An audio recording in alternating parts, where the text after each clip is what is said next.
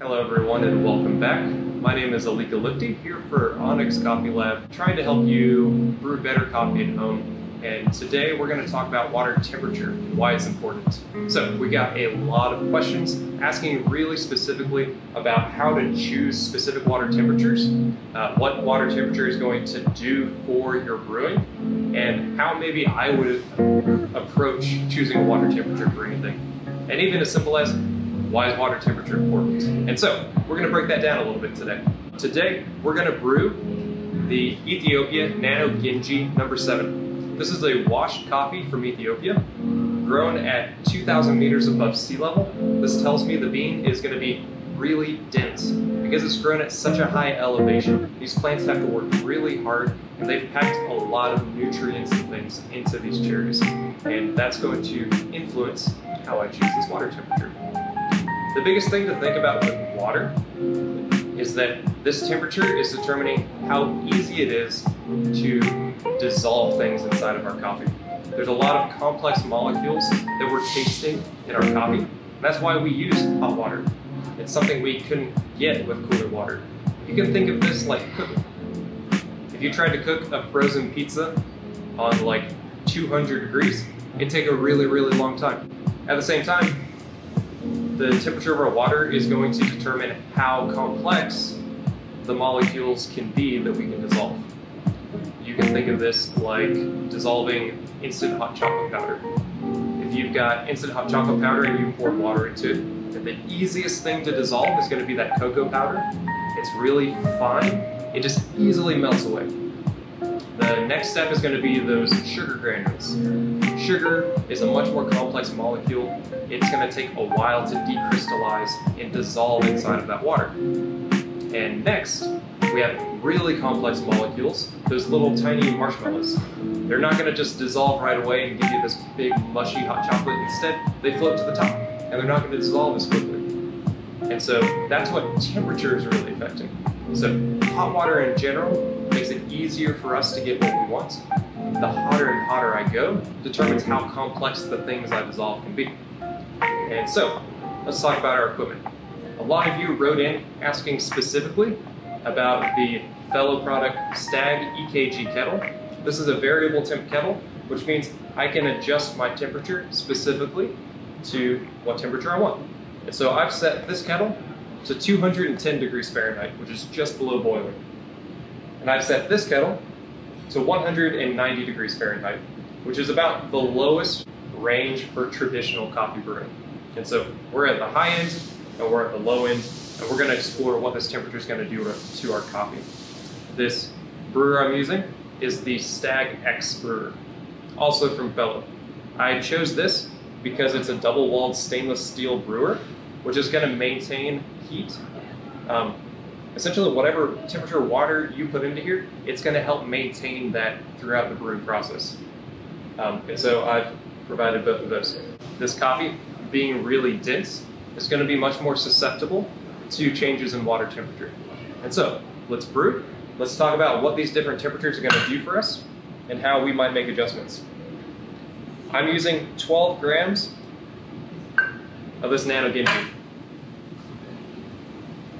Pour it straight in, shake it flat to be ready to brew. I'm going to pour 180 grams of water, starting with our bloom. This is going to be a 30-gram pour. Saturate all the coffee. This is our first stage of extraction. At this stage, we're releasing carbon dioxide, readying to draw out these components in our next pour. So my next pour is going to be 50 grams all the way to 80. And I'm going to do that at 40 seconds.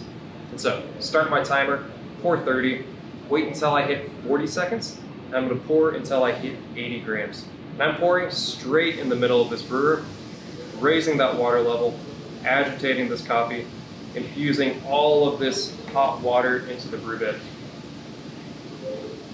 Same thing with this one. Straight in the middle, heavy, raising that water level, infusing, making sure we build this 210 and 190 water level. At 105, I'm doing the same thing, another 50 grams, this time to 130.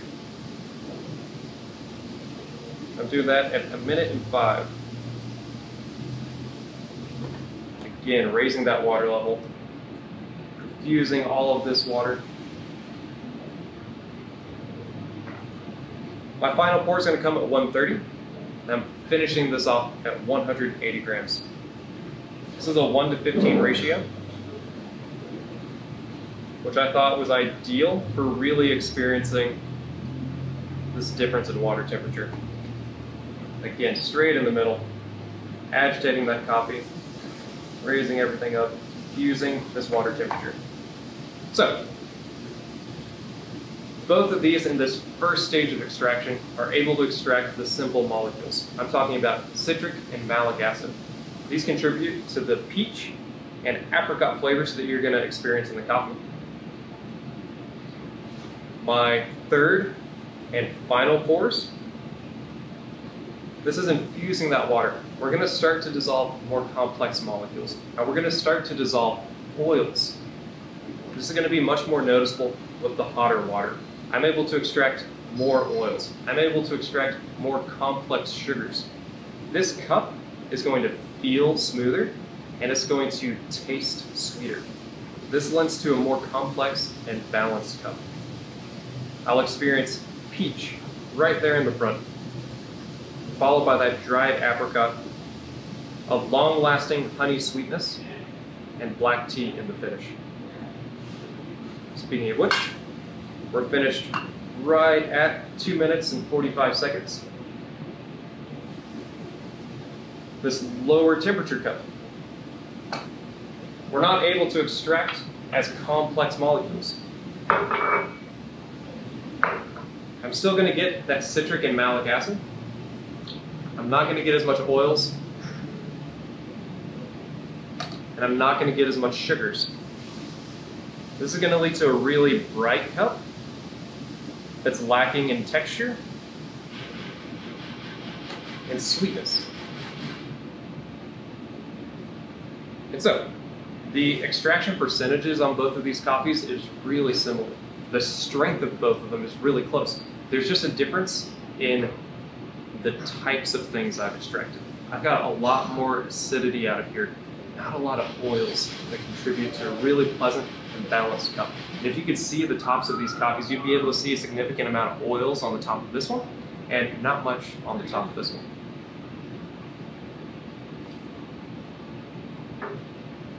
And so, I would change my temperature based on what kind of things I'm getting out of the coffee. If I tasted a cup like this, that had really bright fruit notes, but not much sweetness or aftertaste, this tells me I want to extract more out of the coffee. I could do that by using less coffee, or in this case, I would probably increase the temperature of my water to try to dissolve more oils. Versus this cup, it's really nicely balanced. Sweet peach, deep apricot, long-lasting honey sweetness, and black tea. There's a little bit of a like a sweet candied almond here in the finish of this one as well, that I didn't really experience so much in this. If anything, this would be like raw, like unroasted nuts. Well, hope you guys enjoyed. Keep sending in your questions. You can hit me up at Coffee Username here on Instagram, or you can email me, Elika, E-L-I-K-A, at onyxcoffeelab.com. Send in your questions, your queries. We'll keep checking out these videos and helping you make great coffee at home. I hope this helps. Cheers.